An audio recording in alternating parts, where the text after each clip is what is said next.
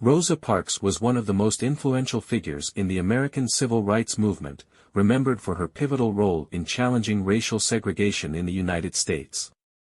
She was born Rosa Louise McCauley on February 4, 1913, in Tuskegee, Alabama, into a world where segregation was deeply embedded in society. Her parents, James and Leona McCauley, were of African and Native American descent, and after their separation, Rosa moved with her mother and younger brother to Pine Level, a rural town outside Montgomery. There, she experienced firsthand the harsh realities of segregation. Schools for black children were vastly underfunded compared to those for white children, and the threat of racial violence was constant. The Ku Klux Klan was active in the region, and lynchings were a brutal reminder of white supremacy's grip on the South. Despite these challenges, Rosa was raised with a strong sense of dignity and self-respect, particularly by her mother and grandparents, who instilled in her the belief that she was as worthy as anyone else. As she grew older, Rosa had to drop out of high school to care for her ill grandmother and mother, but she later returned to complete her diploma, a significant achievement at a time when very few African Americans, especially women, had access to formal education.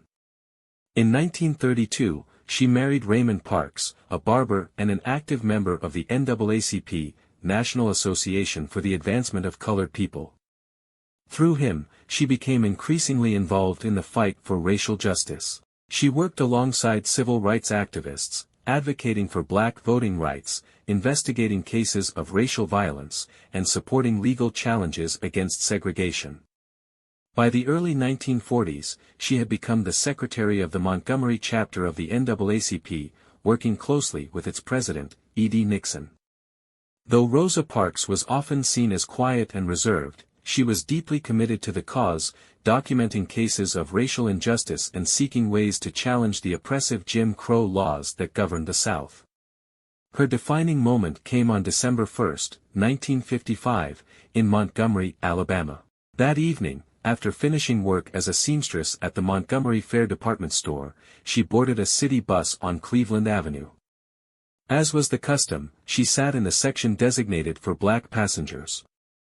At the time, Montgomery's bus system operated under strict segregation laws. Black passengers had to pay their fare at the front, then exit and re-enter through the back door, and they were required to give up their seats to white passengers if the white section filled up. When the bus became crowded, the driver, James F. Blake, ordered Rosa and 3 other black passengers to vacate their seats to accommodate a white man.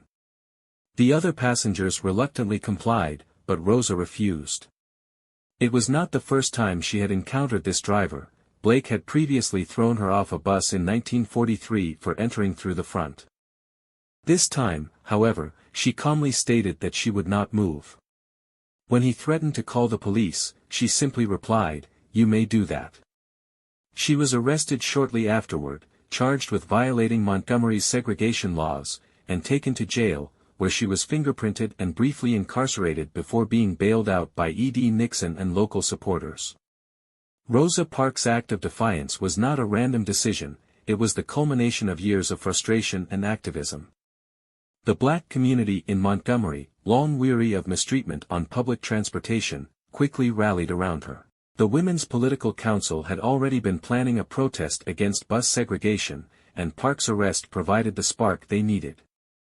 On December 5, 1955, the Montgomery Bus Boycott began. Led by a young Baptist minister named Martin Luther King Jr., the boycott lasted 381 days, during which thousands of African Americans refused to ride the city's buses. Black citizens organized carpools, walked miles to work, and endured harassment and threats, but they remained steadfast. The economic pressure on the transit system was immense, and eventually, in November 1956, the U.S. Supreme Court ruled that segregation on public buses was unconstitutional, marking a significant victory for the civil rights movement. Despite her newfound fame, Rosa Parks suffered greatly for her role in the boycott. She lost her job as a seamstress, and her husband was forced to quit his job due to pressure from white employers. They faced harassment and threats, making it increasingly difficult to remain in Montgomery. In 1957, she and her family moved to Detroit, Michigan, where she continued to fight for racial justice. She worked as a secretary and receptionist for Congressman John Conyers for over 2 decades and remained an active figure in civil rights advocacy, speaking at rallies and supporting various causes. Although she never sought the spotlight, her courage and resilience made her an enduring symbol of the movement.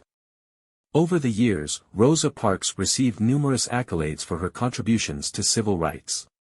In 1996, President Bill Clinton awarded her the Presidential Medal of Freedom, the highest civilian honor in the United States. In 1999, she received the Congressional Gold Medal, and she was widely recognized as the "mother of the civil rights movement." Even in her later years, she continued to inspire activism and spoke out against injustice. Rosa Parks passed away on October 24, 2005, at the age of 92. Upon her death, she became the first woman to lie in honor in the U.S. Capitol Rotunda, a rare tribute that underscored the magnitude of her impact. Her legacy endures as a powerful reminder that one person's courage can ignite a movement and change the course of history.